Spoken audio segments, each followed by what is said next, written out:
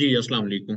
Chapter number 7 जो कि continuity and topological equivalence से मुताल्लिक है, उसको आज हम रिकॉल करेंगे। वैसे तो प्लान ये था कि कुछ एमसीक्यूज डिस्कस किए जाएं, लेकिन कुछ लोगों ने ये रिक्वेस्ट की थी कि आप इस चैप्टर को दोबारा से एक्सप्लेन कर दें। तो मैंने बुक ओपन नहीं की, बल्कि मैं यहाँ पर कुछ चीजें लिखूंगा और उन्हीं को एक्सप्लेन करूंगा। टाइम की शॉर्टेज की वजह से मैं इसकी स्लाइड्स भी नहीं बना पाया।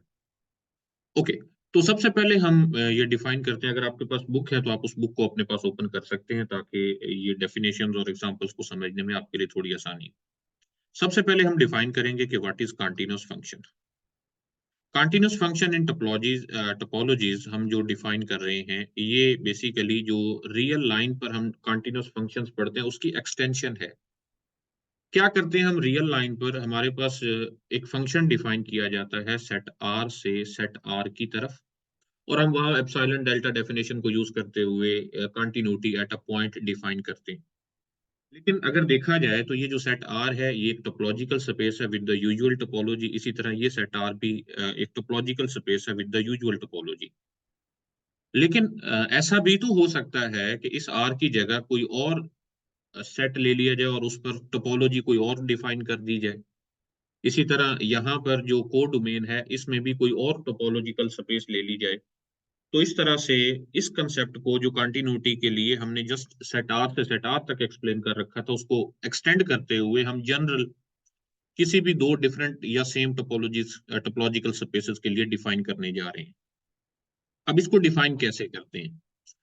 उसके लिए बड़ी सिंपल सी डेफिनेशन है कि हमारे पास दो टोपोलॉजिकल स्पेसेस हैं। एक है एक्स, उसको मैं यहाँ लिख देता हूँ, दिस इज एक्स। और यहाँ पर दूसरी स्पेस है वाई। हम एक फंक्शन डिफाइन कर रहे हैं एफ, जो कि सेट एक्स से सेट वाई की तरफ है। अच्छा, एक्स भी एक टोपोलॉजिकल स्पेस है। इस पर जो टोपोलॉजी है उसको हम टा एक्स से डिनोट कर देते हैं, और वाई पर जो टोपोलॉजी है उसको हम टा वाई से डिनोट कर देते हैं, बल्कि टा स्टेरिक से डिनोट कर देते हैं और इसको जस्ट टा कह देते हैं। ओके, तो ये दो टोपोलॉजिकल स्पेसेस हैं। वाई भी एक टोपोलॉजिकल स्पेस है, लेकिन उस पर जो टोपोलॉजी है वो टा स्टेरिक हम उसे कह देते हैं, और एक्स पर जो टोपोलॉजी है उसको हम टा कह देते हैं। अच्छा, अब टा से क्या मुराद है? टा का मतलब ये है कि इस सेट एक्स के कुछ सब सेट्स हैं जो इसमें मौजूद हैं, जो टा में मौजूद है। तो ये जो फंक्शन एफ है, हम कहेंगे कि एफ इज कंटिन्यूअस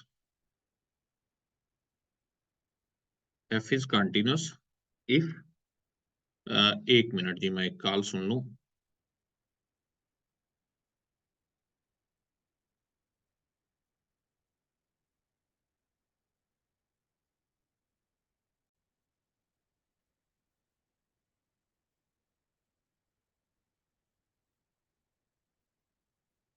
ओके, तो हम ये डिफाइन कर रहे थे कि फंक्शन एफ की कंटिन्यूटी से क्या मुराद है। हम ये कहेंगे कि एफ इज कंटिन्यूअस इफ, अगर इस सेट वाई में हम कोई भी एक ओपन सेट लें, यहाँ पर सेट वाई का कोई भी सबसेट आप लें जो कि ओपन हो, फॉर एग्जांपल हम उसको एच कह देते हैं, तो इस एच का एक प्री इमेज होगा सेट एक्स में। यहाँ पर इसका कोई ना कोई प्री इमेज होगा जिसको हम डिनोट करेंगे एफ इनवर्स ऑफ एच से। ओके, तो ये जो एफ इनवर्स ऑफ एच है, अगर ये एच वाई में ओपन हो और उसके पैरेलल जो हमें एफ इनवर्स ऑफ एच मिले, अगर वो एक्स में ओपन हो, तो उस सूरत में हम कहते हैं कि this function F is continuous. कैसे डिफाइन करेंगे कि F is continuous? If H belong to tau asterisk implies that f inverse of h belong to tau. Belong to tau asterisk का मतलब ये है कि वो y का सबसेट है, लेकिन वो ओपन है इन y, टा स्टेरिक का मेंबर है। तो उसका जो इनवर्स इमेज हो, f इनवर्स ऑफ h, वो ओपन होना चाहिए टा में। अगर ऐसा हो तो हम ये कहेंगे कि फंक्शन f जो है वो एक कंटिन्यूअस फंक्शन है। ओके, अब ये अक्सर औकात ये कंफ्यूजन होती है कि what is meant by F inverse of H. F inverse of H से मुराद ये है कि इसमें ऐसे एलिमेंट्स हैं F inverse of H such that small H belong to capital H. यानी यहां से आप एक एलिमेंट लें स्मॉल एच, उस स्मॉल एच का जो इनवर्स इमेज है, यानी जिस एलिमेंट का इमेज ये एच है, या आप यूं कह लें कि प्री इमेज ऑफ एच, या फिर यूं कहें कि जिस एलिमेंट का इमेज H है उसको हम यहाँ पर कंसिडर कर रहे हैं। So this is the collection of F inverse of H such that H belong to H। जरा इस डेफिनेशन को एक एग्जांपल से एक्सप्लेन करते हैं। फॉर एग्जांपल हमारे पास एक टोपोलॉजी है, एक सेट है। सेट हम ले लेते हैं X, जो जिसके एलिमेंट्स हैं A, B, C और D। इस पर हम एक टोपोलॉजी डिफाइन करते हैं टा, जिसके मेंबर्स हैं फाई X, इसी तरह सिंगलटन A, फिर दो एलिमेंट वाला सेट है A कॉमा B, फिर एक सेट है जिसमें तीन एलिमेंट हैं A comma B comma C। Okay, ये तो था टा। इसी तरह एक और सेट है Y, जिसके एलिमेंट्स हैं X, Y, Z and W, और इस पर जो टोपोलॉजी है उसको हम टास्टेरिक से डिनोट करते हैं। तो उसके जो ओपन सेट्स हैं, यानी ओपन सेट्स इन Y, वो कौन कौन से होंगे? एक है वो फाई, एक है Y, एक है सिंगलटन X और एक है सिंगलटन Y, फिर है X और Y, और फिर है X, Y, Z and W। अच्छा जी, ये हमारे पास दो टोपोलॉजीज हैं। हम एक फंक्शन डिफाइन करने वाले हैं सेट X से सेट Y की तरफ, और फिर हमने डिसाइड करना है कि क्या वो फंक्शन कंटीन्यूअस है या नहीं है। तो यहाँ पर फंक्शन हम डिफाइन करते हैं, ये है सेट X और ये है set Y। Okay, set X के एलिमेंट्स कौन कौन से हैं? A, B, C and D। Set Y के एलिमेंट्स हैं X, Y, Z and W। Function इस तरह से डिफाइन है कि A का इमेज है Y, ओके, B का इमेज है Z, C का इमेज है W और D का इमेज है फिर से Z। अब ये जो फंक्शन है, अब ये देख लें आप, वाकई एक फंक्शन तो है ना, क्योंकि पहले सेट के तमाम एलिमेंट्स दूसरे सेट के किसी न किसी एलिमेंट पर मैप हो रहे हैं। इस फंक्शन की जो डोमेन है वो सेट X है और इसकी जो को डोमेन है वो सेट Y है, जबकि इस फंक्शन की range Y, Z and W है। तो क्वेश्चन ये है कि क्या ये वाला फंक्शन जो अभी हमने डिफाइन किया है, इस फंक्शन को हम F से डिनोट कर देते हैं, क्या ये फंक्शन F कॉन्टिन्यूस है या नहीं है? अब इसको कॉन्टिन्यूस चेक करने के लिए हमने ये देखना है कि क्या Y में हर ओपन सेट का प्री इमेज X में ओपन है। तो यानी हमें फाइंड करना होगा एक तो F inverse of phi, okay, फिर हमें फाइंड करना होगा F इनवर्स ऑफ Y, फिर हमें फाइंड करना होगा F inverse of singleton set X, फिर हमें फाइंड करना होगा F inverse of singleton set Y, और उसके बाद हमें फाइंड करना होगा F inverse of two element set X comma Y, और फिर हमें फाइंड करना होगा F inverse of Y, Z and W। अगर ये तमाम के जो इनवर्स इमेजेस हैं, अगर वो तमाम ओपन होंगे सेट X में, तो हम ये कहेंगे कि ये फंक्शन कंटीन्यूअस है। अक्सर स्टूडेंट्स मिस्टेक ये करते हैं कि वो सेट X के ओपन सेट्स के इमेजेस को चेक कर रहे होते हैं। ऐसा नहीं है, उसको हम एक स्पेशल नाम भी देंगे। लेकिन अभी हमारा कंसर्न ये है कि जो inverse image of open sets in Y हैं, उनका जो इनवर्स इमेज है वो ओपन होना चाहिए। Okay, what is F inverse of Y? F inverse of empty set, sorry पहले, तो एम्प्टी सेट का जो इनवर्स इमेज है वो अल्टीमेटली एम्प्टी सेट ही होगा ना, जो कि कोई भी ऐसा एलिमेंट नहीं है जिसका इमेज इसमें हो। इसी तरह F इनवर्स ऑफ Y, तो Y के जो जो एलिमेंट्स हैं उनके इनवर्स इमेजेस देखें। चलें, X के लिए तो कोई नहीं है, Y का इनवर्स इमेज कौन सा है? एक A है। फिर Y, क्या दूसरा एलिमेंट Z पकड़े तो Z के जो इनवर्स इमेजेस हैं वो दो हैं, B और D। और इसी तरह W का जो इनवर्स इमेज है वो C है। तो ये किसके इक्वल हो गया? X के। ओके, और ये हमेशा ट्रू होगा अगर आप एक फंक्शन डिफाइन करें सेट X से सेट Y की तरफ, तो सेट Y का इनवर्स इमेज पूरा सेट X होता है। What is F inverse of X? Singleton X देखें, सिंगलटन X का प्री इमेज कोई है? कोई भी नहीं है। X जो कि किसी भी एलिमेंट का इमेज नहीं है, इसलिए इसका कोई भी प्री इमेज नहीं है। सो हम ये कहेंगे कि this is equal to 5। What is F inverse of Y? तो Y किस किस एलिमेंट का इमेज है? वो जस्ट एक ही एलिमेंट और वो सिंगलटन A है। फिर है एक X और Y, तो इन दोनों एलिमेंट्स के प्री इमेजेस चेक करने हैं। X का तो कोई प्री इमेज नहीं है, Y का प्री इमेज जस्ट A है, तो ये भी जस्ट A हो। और लास्ट में है Y, Z, W। This is Y, this is Z and this is W। तो इनका जो इनवर्स इमेज है वो A, B, C, D है, यानी पूरा सेट X है। ओके, तो अब आप देखें ये जो सेट्स हमने अभी फाइंड किए हैं, फाई एक्स, फाई सिंगलटन ए और सिंगलटन एक्स, देखना ये है कि क्या ये ओपन है एक्स में। तो एक्स में फाई भी मौजूद है, एक्स भी मौजूद है, सिंगलटन ए भी मौजूद है और फिर एक्स भी मौजूद है। तो इसका मतलब ये है कि ये तमाम जो inverse images of open sets in Y मिले हैं वो ओपन है in X. So that's why this function F is continuous.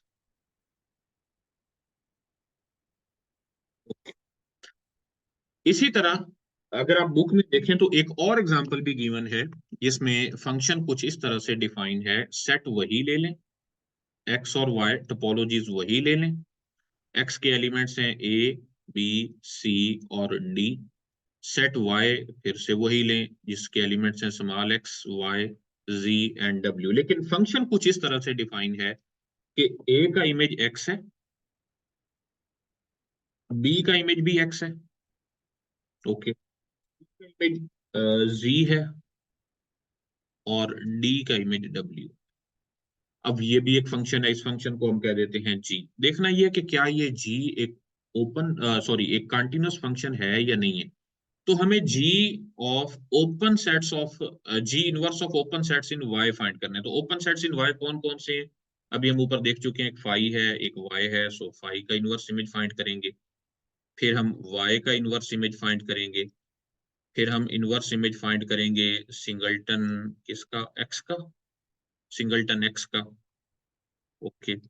फिर हम इनवर्स इमेज फाइंड करेंगे, यानी हमने तमाम ओपन सेट्स इन वाई जो हैं उनके इनवर्स इमेजेस फाइंड करने हैं। उसके बाद है एक्स और वाई, ओके। उसके बाद हमने इनवर्स इमेज फाइंड करना है G inverse of X Y के बाद है, सॉरी एक वाई भी है तो पहले वाई यहाँ लिख देते हैं, और फिर लास्ट में है G inverse of Y, Z and W. तो अब जरा ये भी कैलकुलेट करते हैं। जी इनवर्स ऑफ वाई जैसे पहले हम डिस्कस कर चुके हैं, ये तो फाई होगा। G inverse of Y, Y के तमाम एलिमेंट्स के प्री इमेजेस कौन कौन से हैं, ए बी सी डी ही हैं, तो ये जस्ट पूरा सेट एक्स है। What is ji inverse of x, तो एक्स का जो प्री इमेज है वो कौन कौन सा है। एक्स देखें किस किस का इमेज है, ए और बी का, तो एक्स का प्री इमेज होगा ए एंड बी। अच्छा, इसी तरह G inverse of X and Y, X और वाई का जो प्री इमेज है वो भी बनेगा ए और B. G inverse of Y, Y का कोई भी प्री इमेज नहीं है, so this is phi. And G inverse of Y Z W, Y Z W, इसका जो प्री इमेज है वो जस्ट सी एंड डी है, ओके। अब ये फंक्शन जी कंटीन्यूअस तब होगा जब ये जो ब्लैक वाले सेट मैंने लिखे हैं अगर ये सारे ओपन होंगे सेट एक्स में, यानी टा के मेंबर्स होंगे। लेकिन ऐसा नहीं है, देखें क्यों नहीं है। एक्स में ठीक है फाई भी है एक्स भी है। अब ये जो सेट है A B, okay, A B भी इसमें मौजूद है, ओके। ए बी भी हो गया, फाई भी हो गया, एक्स भी हो गया, ये ए बी हो गया, फाई भी हो गया। लेकिन अगर आप इस सी डी को देखें तो टा में सी डी मौजूद नहीं है। तो ये एक एलिमेंट है जो प्रॉब्लम कर रहा है। तो इस वजह से ये फंक्शन जी जो है ये कंटिन्यूअस नहीं है, जी इज डिसकंटिन्यूअस। अच्छा, एक चीज और आप गौर करें, हम यहाँ जो कंटिन्यूटी या डिसकंटिन्यूटी डिफाइन करने जा रहे हैं वो पूरे सेट के लिए डिफाइन कर रहे हैं, हम किसी पॉइंट के लिए डिफाइन नहीं कर रहे। आपको याद हो रियल लाइन पर, जब हम कैलकुलस पढ़ रहे थे तो तब हमने ये देखा था कि कोई फंक्शन किसी पॉइंट पर कंटिन्यूअस होता है अगर उस पॉइंट पर उसकी left hand limit, right hand limit और वैल्यू इक्वल हो। लेकिन और फिर हम उसको डिफाइन करते थे कि the function is continuous for the set if that function is continuous at every point of the set. लेकिन यहाँ पर हम स्टार्ट ही यहाँ से ले रहे हैं कि पूरे सेट पर, पूरी टोपोलॉजिकल स्पेस पर फंक्शन कंटिन्यूअस कब होता है। तो आगे चलकर हम पॉइंट के लिए भी डिस्कस करेंगे, ओके। अभी हमने इस प्रीवियस एग्जांपल में बाय वेन डायग्राम ये सीखा, अगर एक फंक्शन वेन डायग्राम में दिया गया तो फिर तो बड़ा आसान हो जाता है कि आप टोपोलॉजिकल स्पेस जो y है उसके तमाम ओपन सेट्स के प्री इमेजेस चेक करना शुरू कर दें वन बाय वन, और वहीं से पता चल जाता है कि क्या वो फंक्शन कंटीन्यूअस है या नहीं है। एक और एग्जांपल देखिए, ऐसा करते हैं कि हम एक टोपोलॉजिकल स्पेस ले लेते हैं डिस्क्रीट, यानी x, और टा जो है ये एक डिस्क्रीट टोपोलॉजिकल स्पेस।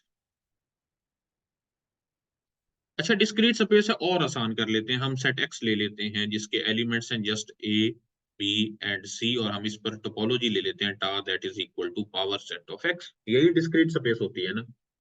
और वाई हम अपनी मर्जी से कोई सी भी स्पेस ले लेते हैं, Y and tau asterisk be any topological space, जो मर्जी टोपोलॉजिकल स्पेस ले लें, यानी कोई इस पे रिस्ट्रिक्शन नहीं है। ये डिस्क्रीट भी हो सकती है, इनडिस्क्रीट भी हो सकती है, आर लें तो यूजुअल भी हो सकती है, अपर लिमिट भी हो सकती है, लोअर लिमिट टोपोलॉजिकल स्पेस भी हो सकती है, तो जो मर्जी आप लें। तो हमारा क्लेम ये है कि अगर हम कोई भी फंक्शन डिफाइन करें सेट एक्स से सेट वाई की तरफ, तो वो कंटिन्यूस होगा।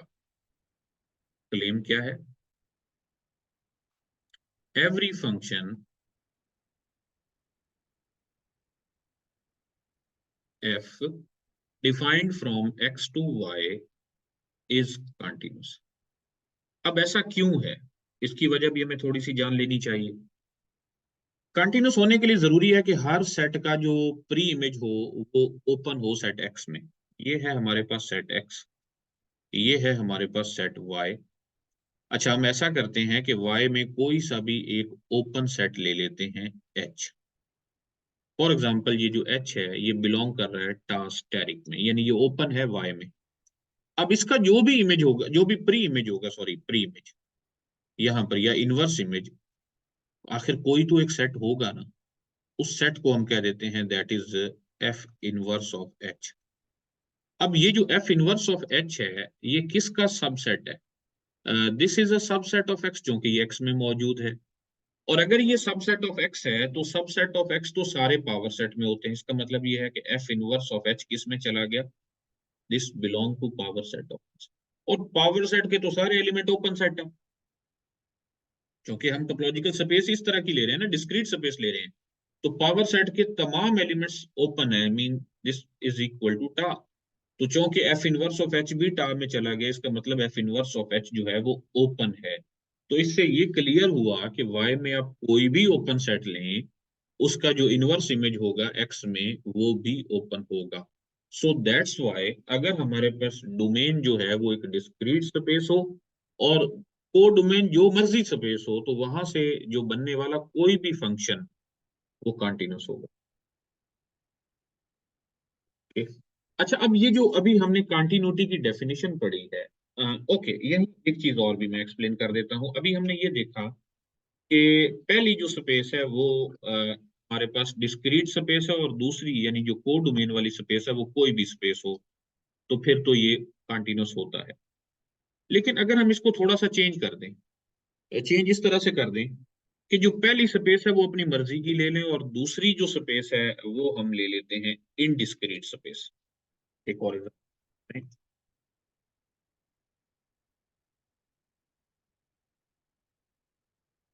let x star be any topological space। Space mean topological space, तो ये आपने कंफ्यूज नहीं होना। अगर जस्ट स्पेस भी लिखा हुआ तो आप समझ जाएंगे वो टोपोलॉजिकल स्पेस है। So let X star be any space and another space y comma tasteric be indiscrete space। Indiscrete space आप जानते हैं कि उसमें सिर्फ और सिर्फ दो ही ओपन सेट होते हैं, यानी टास्टेरिक में सिर्फ दो ही एलिमेंट्स हैं, एक फाई है और एक वाई है। तो हमारा फिर यहां पर क्लेम ये है कि एवरी फंक्शन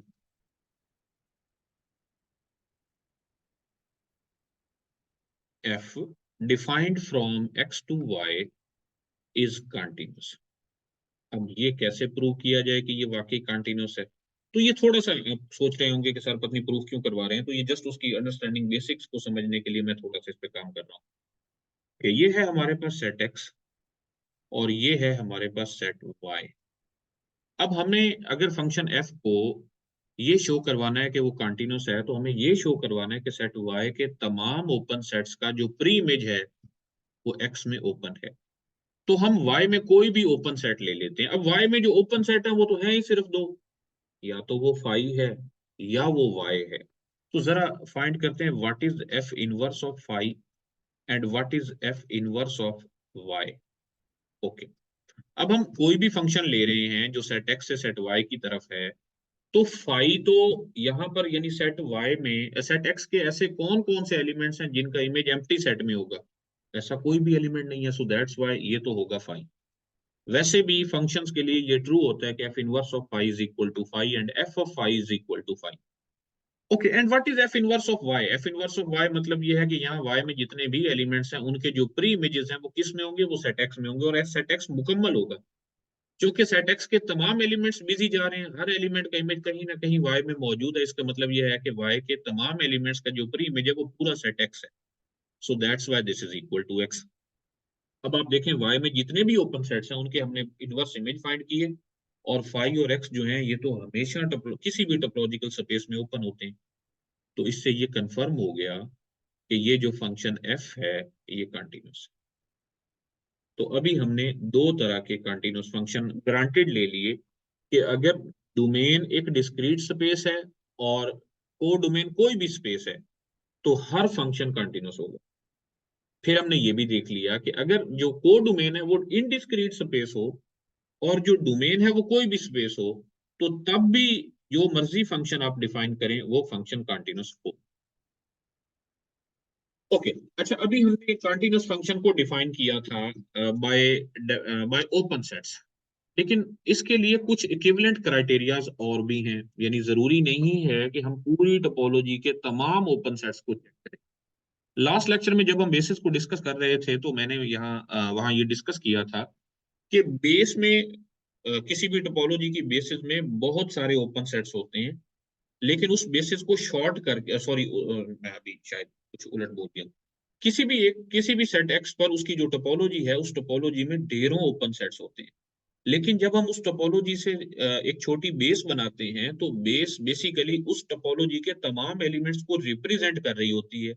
यानी बेसिस के जो एलिमेंट्स होते हैं वो एक्चुअली रिप्रेजेंटेटिव्स होते हैं ऑफ द टोपोलॉजी। तो पूरी टोपोलॉजी के तमाम एलिमेंट्स लिखने की बजाय उसमें से चुन के चंद एक एलिमेंट बेसिस में लिख दिए जाते हैं, और बाकी जो तमाम ओपन सेट्स हैं वो उन्हीं बेसिस वाले एलिमेंट्स के यूनियन की फॉर्म में लिखे जा सकते हैं। तो इसका मतलब ये है कि पूरी बेसिस की बजाय, सॉरी पूरी टोपोलॉजी की बजाय बेसिस से काम चला लिया जाता है। ओके, अच्छा अब फॉर एग्जांपल हमारे पास कोई भी सेट है जिस पर हम टोपोलॉजी टार डिफाइन करें। उस टार में हो सकता है 100 ओपन सेट हो और बेसिस में हो सकता है 40 ओपन सेट्स हो। तो अगर हमें ये चेक करना है कि कोई फंक्शन सेट एक्स से सेट वाई की तरफ ओपन है या नहीं है, तो हम वाई की बेसिस अगर फाइंड कर लें, यानी वाई पर जो टोपोलॉजी है टा स्टेरिक, अगर हम उसकी बेसिस फाइंड कर लें बीटा स्टेरिक, और हम बीटा स्टेरिक के जो ओपन सेट्स जो बीटा स्टेरिक में मौजूद है सिर्फ उनके इनवर्स में चेक कर लें, तब भी हम ये प्रूव कर सकते हैं कि फंक्शन कंटिन्यूस है या नहीं है। तो मैं जरा इस रिजल्ट को एज अ थ्योरम लिख देता हूँ। okay? तो late f from x to y, ये where x and y are any two topological spaces, where x star and y star steric be topological spaces.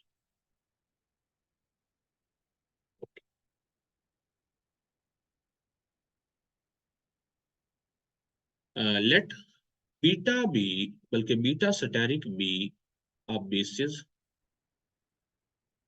for tau asterisk. यानी ये जो टा steric है जो इस y में जो y के लिए टोपोलॉजी है उसकी जो बेसिस है उसको हम बीटा स्टेरिक कह देते हैं। अब जो बीटा स्टेरिक में ओपन सेट्स हैं अगर उनका इनवर्स इमेज सेट एक्स में ओपन होगा, तब भी हम ये कह सकेंगे कि ये फंक्शन जो है ये कंटिन्यूस है। तो हम यहाँ लिख देते हैं कि f इज कंटिन्यूस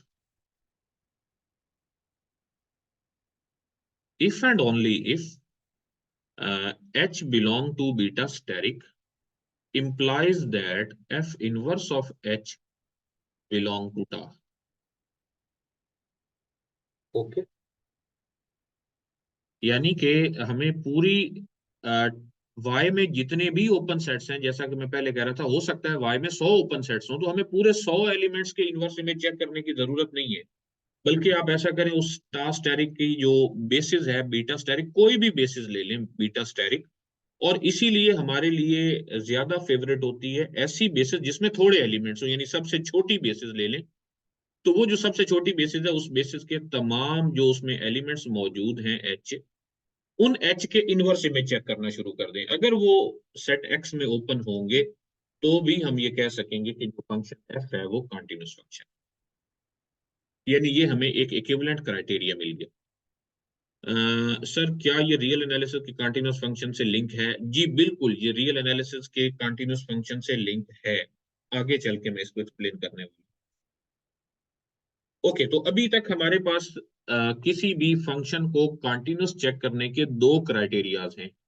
एक तो ये है कि सेट वाई के तमाम ओपन सेट्स के इनवर्स में चेक कर लें कि वो सेट एक्स में ओपन हो, और दूसरा क्राइटेरिया ये है कि अगर आप सेट वाई के तमाम एलिमेंट्स को चेक नहीं करना चाहते, तमाम ओपन सेट्स को चेक नहीं करना चाहते, तो सेट वाई की कोई बेसिस लें, beta asterisk, just beta asterisk के एलिमेंट्स के इनवर्स इमेज को चेक कर लें, अगर वो ओपन होंगे तब भी वो फंक्शन कंटिन्यूस हो।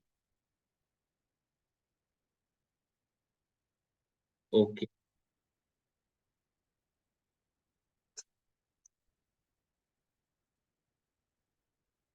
एक और एग्जांपल है। हम एक फंक्शन डिफाइन करते हैं, projection mapping from R square to R. Okay, projection mapping, projection map from R square to R. अब प्रोजेक्शन मैप क्या है? प्रोजेक्शन मैप इस तरह से डिफाइन की जाती है कि अगर हम F of X comma Y लें, एक्स और वाई पर आप उसका इमेज लें, तो या जस्ट एक्स ले लें, या फंक्शन इस तरह से डिफाइन कर दें कि F of X Y is equal to Y, यानी जस्ट एक्स या जस्ट वाई। तो इस तरह की जो मैपिंग्स होती हैं उनको बोलते हैं प्रोजेक्शन मैप्स। और ये प्रोजेक्शन क्यों है? अगर हम यहाँ आर स्क्वायर बनाए, यहाँ पर अगर हम आर स्क्वायर बना लें, दिस इज आर स्क्वायर, और दूसरी साइड पर हम जस्ट आर बना लें, तो यहाँ अगर हमारे पास एक पॉइंट है एक्स कॉमा वाई, बल्कि ठीक है, ओके, तो एक्स कॉमा वाई का इमेज हम क्या ले रहे हैं? जस्ट एक्स ले रहे हैं, यानी उस पूरे सेट की, पूरे एलिमेंट की जो प्रोजेक्शन है हम किस पर ले रहे हैं? अलोंग एक्स एक्सिस ले रहे हैं, तो यहाँ पर एक्स होगा ना। इसी तरह हम प्रोजेक्शन अलोंग वाई एक्सिस ले सकते हैं, तो यहाँ पर अगर वाई होगा। ओके, तो ये प्रोजेक्शन मैपिंग्स जो आर स्क्वायर से आर की तरफ, हमारा क्लेम ये है कि ये वाली मैपिंग भी कंटिन्यूस है। ओके, प्रोजेक्शन मैप, चले हम प्रोजेक्शन मैप भी अपनी मर्जी से कोई एक ले लेते हैं। उसको हम आमतौर पर प्रोजेक्शन मैप्स को पाई से डिनोट करते हैं। Pi from R square to R हम इस तरह से डिफाइन करते हैं कि pi of X comma Y that is equal to only X या ओनली वाई ले लें, चले हम एक्स ही ले। तो हमारा क्लेम यह है कि ये जो मैपिंग है ये कंटिन्यूस है। अब कंटिन्यूस ये शो करने के लिए कि ये कंटिन्यूस है, हमें ये देखना होगा कि क्या सेट आर के तमाम ओपन सेट्स का इनवर्स इमेज आर स्क्वायर में ओपन है या नहीं। तो हम सेट आर में कोई सा भी एक ओपन सेट ले लेते हैं। मैं आपको बेहतर तौर पर एक्सप्लेन करने के लिए एक ओपन सेट ले लेता हूँ, 1,3। ओके, अब ये किस में मौजूद है? ये जो यूजुअल टोपोलॉजी ऑन आर है, यूजुअल टोपोलॉजी ऑन आर, ये उसका मेंबर है। अब हमें देखना ये है कि क्या इसका इनवर्स इमेज ओपन है आर स्क्वायर में। अब इसका इनवर्स इमेज क्या होगा, जरा गौर करें। Pi of X Y is equal to X, यानी एक्स और वाई का जो इमेज है वो जस्ट एक्स है, यानी वाई फ्री है। ओके, तो 1,3 का जो इनवर्स इमेज होगा वो क्या होगा? What is inverse image of, बल्कि ओके, मैं इसको जरा डायग्राम की मदद से थोड़ा सा एक्सप्लेन करता हूँ ताकि ये और भी क्लियर हो।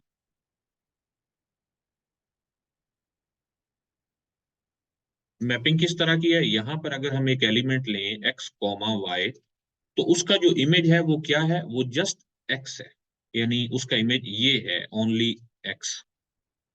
अच्छा, अब हम ओपन इंटरवल ले रहे हैं सेट आर में, और वो क्या है? 1,3। अच्छा, यहाँ इसको एक और तरह से भी देख सकते हैं कि हम ये देख सकते हैं कि एक्स का जो प्री इमेज है वो क्या है? एक्स कॉमा वाई है।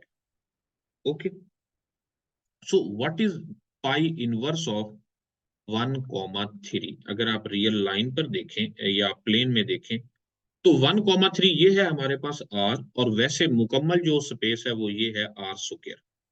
अच्छा, आर के ऊपर हम एक सेट ले रहे हैं 1,3, यानी 1 से लेकर 3 तक। ये 1 है, ये 3 है, तो 1 से 3 तक हम एक डॉटेड लाइन ले रहे हैं, यानी ये हमारे पास पहले पूरा सेट है। अब इसका इनवर्स इमेज क्या होगा भला? इसका इनवर्स इमेज होगा पाई इनवर्स ऑफ 1 3। अब अलोंग एक्स एक्सिस देखा जाए तो एक्स की वैल्यूज तो 1 और 3 के दरमियान ही रहनी चाहिए, यानी यही वैल्यू रहनी चाहिए, लेकिन जो y है वो फ्री होगा। अब इसमें देखें, pi of X Y that is equal to X, तो इसका मतलब ये हुआ pi inverse of X is equal to X comma Y, this is a point. अब यहाँ एक और चीज भी देख सकते हैं कि पाई इनवर्स ऑफ 1 3 इसमें इंफिनिटली मैनी एलिमेंट्स हैं, यानी इससे ऊपर वाले भी तमाम एलिमेंट्स हैं और इसमें यहाँ नीचे वाले भी। इन दो लाइनों के दरमियान जितने भी एलिमेंट्स हैं वो इमेज ऑफ 1 3 बना रही है, यानी उनका इमेज 1,3 एक इंटरवल है, ओपन इंटरवल।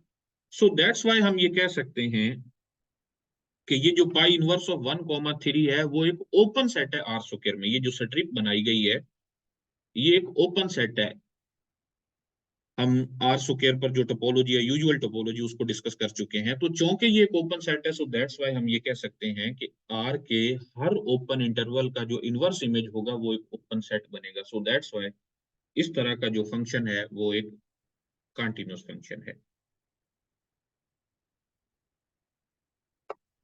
ओके, तो इसी तरह नेक्स्ट एक और एग्जांपल है।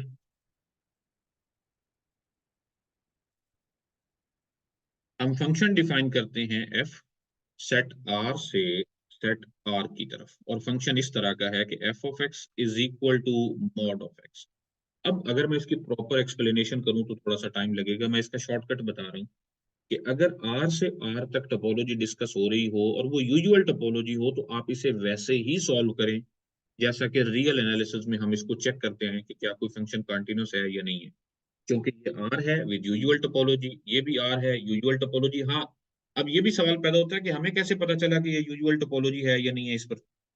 तो अगर जस्ट सेट आर कहा जाए और उसके लिए साथ में टोपोलॉजी एक्सप्लेन ना की गई हो तो वहां से अंडरस्टूड होता है कि इस पर यूजुअल टोपोलॉजी।